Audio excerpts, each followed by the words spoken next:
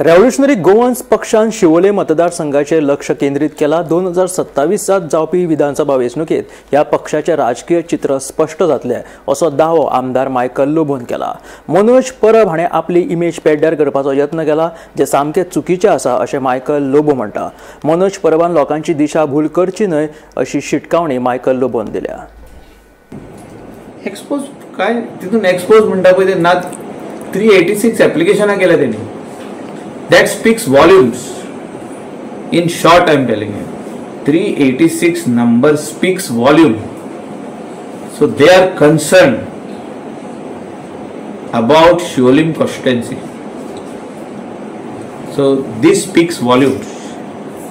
How many applications have gone to logical end has to be checked.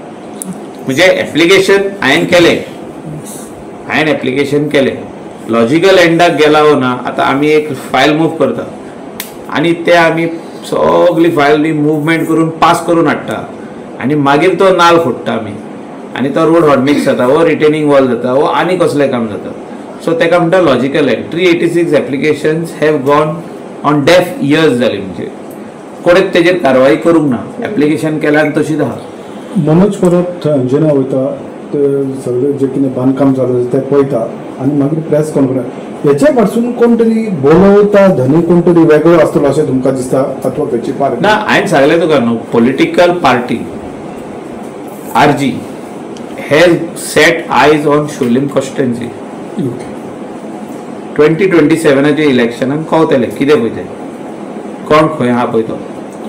आमी बेश्टे character assassination Manoj परबाचे वो आनी कोणाचे वा तेजे फॅमिलीचे करप योग्य न्हू।